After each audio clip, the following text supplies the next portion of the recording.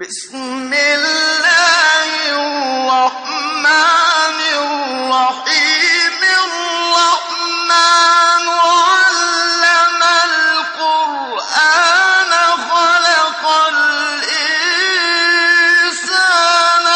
علمه البيان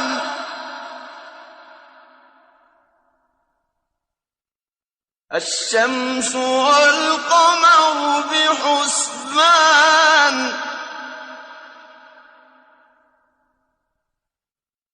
والنجم والشجر يسجدان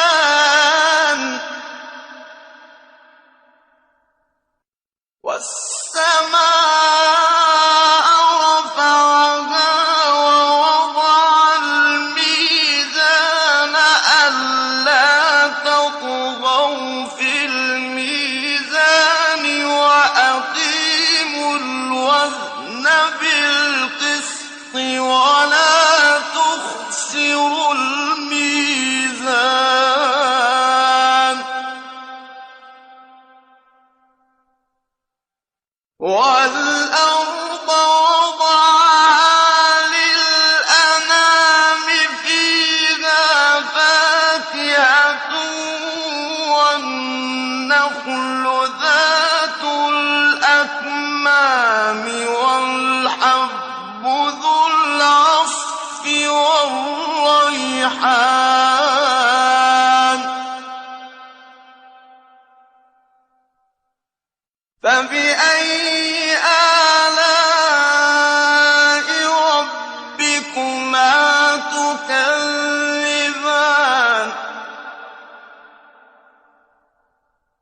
خلق الإنسان من صلصال كالفخار وخلق الجان من مارج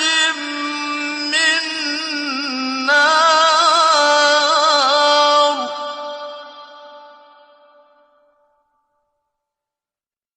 فبأي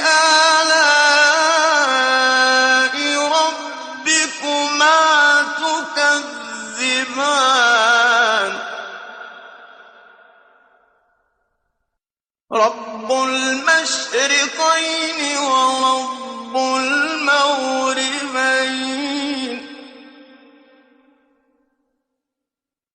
فبأي آلاء ربكما تكذبان مرج البحرين يلتقيان بينهما برزخ لا يبغيان فبأي آلاء ربكما تكذبان يخرج منهما اللؤلؤ والمرجان فبأي آلاء ربكما تكذبان وله الجوار المنشآت في البحر كالأعلام